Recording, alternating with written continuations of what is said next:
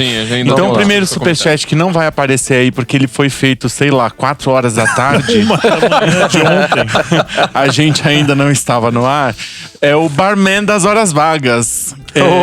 Barman das Horas Vagas. Ele já mandou na semana sei lá, umas vezes aí. Ele mandou em Ele coroas dinamarquesas. Ele tava falando de drinks. Whisky Sour do Carlão. Opa! Pro seu Whisky Sour. Segunda temporada no ar. Ouçam. Abraços do Romano. É o podcast sobre bebidas. O podcast sensacional. do Barman das Horas Vagas. Barman das Horas Vagas. Então esse superchat, ele deve ter mandado essa hora, porque a Dinamarca deve ter um fuso horário um pouquinho, diferente do nosso. Mas lá vai ser, se for agora... Não, se bem que agora deve ser meia-noite. Então, mas tá meia-noite lá, 3 horas da tarde também, né? Uma hora dessa. É verdade. Segundo Pedro Pedro Valente, fiz a graduação em Economia no prédio da reitoria da Universidade Federal do Paraná. Acho que me lembro do Flávio jogando Ogrobol com a turma do PSTU. Não. Já tomei uma Bavária com o Flávio na Dr. Favre. Toma R$20 pra melhorar a cerveja pra Brahma. Você conhece o Pedro Valente? Conhece o Pedro? Pedro, tem foto dele aí? Não tem foto dele. Pedro Valente, coloca uma foto aí sua. Mas em primeiro lugar, eu nunca conheci ninguém de economia quando eu tava na UFPR, embora eu conversasse com o pessoal de economia na comunidade do Orkut da UFPR, mas preciso lembrar do nome agora. Eu odeio o Ogrobol. Primeiro grande problema Aliás, isso aí eu acho que virou tema político. Depois que eu saí da UFPR, acho que virou tema da discussão interna da faculdade, porque eles jogavam... pra quem não sabe o que é o Ogrobol, era um bando de caras assim, sei lá, mas assim, era um bando de ogros. Muito mal encarado, mas muito mal encarado mesmo.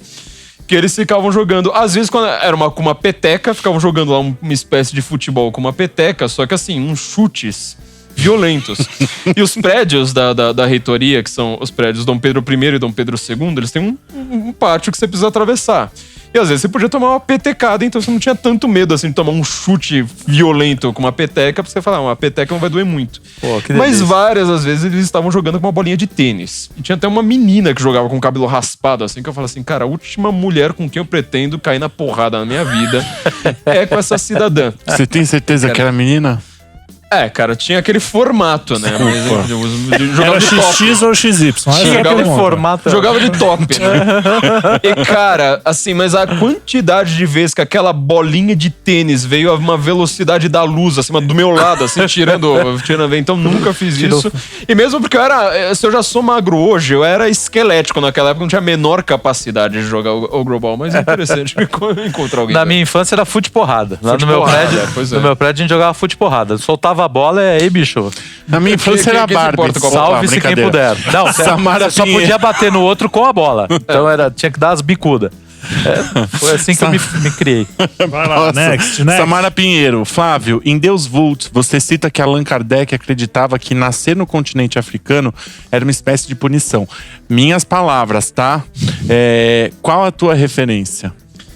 Eu preciso achar qual que foi isso, que teve até um amigo meu que é espírita que veio reclamar dessa citação, porque o Allan Kardec ele não fala isso em livro, ele teve um artigo, acho que foi uma entrevista, salvo engano, que o Allan Kardec deu, agora não lembro onde, que se comenta sobre a África, e ele fala em geral, só que obviamente que ele não fala, né, isso aqui, quem nasce na África é uma punição, ele fala, não, são povos que ainda não se desenvolveram espiritualmente, não sei mais o que, mas quando você vai entender o que ele tá querendo dizer ali, é exatamente essa ideia, ou seja... quando você se reencarna na doutrina do espiritismo do Kardec, você está sempre numa posição melhor e você está ali tentando fazer uma espécie de purificação. Ou seja, ele troca o purgatório católico para a ideia de você ficar reencarnando nessa mesma terra.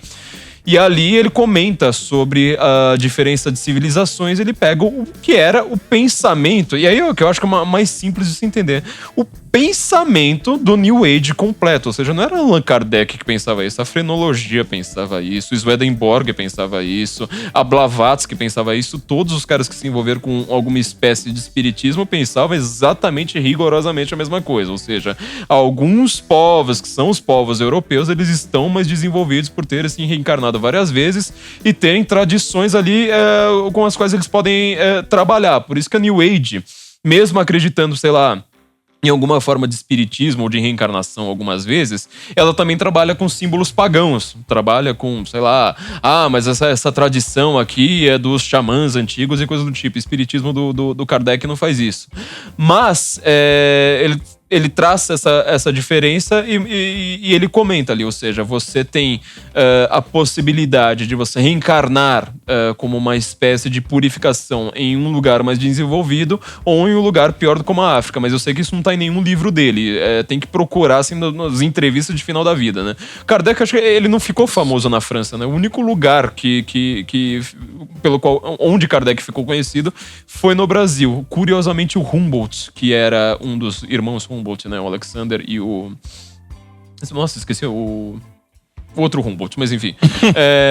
O irmão do Alexander. Peru, passou, salvo engano, pelo Brasil, né? Conheceu algumas dessas coisas da New Age. Estava trabalhando justamente, né, como um antropólogo ali de civilizações antigas. Ele comenta sobre uma questão mais ou menos parecida, e as revistas que foram trabalhar com o espiritualismo ali a partir do Humboldt, elas praticamente falam sobre o Brasil, porque ninguém mais comentava sobre esses assuntos na Europa, e ela comenta uma coisa parecida, né? Tipo, esses povos aqui que ainda não são civilizados o suficiente, assim por diante.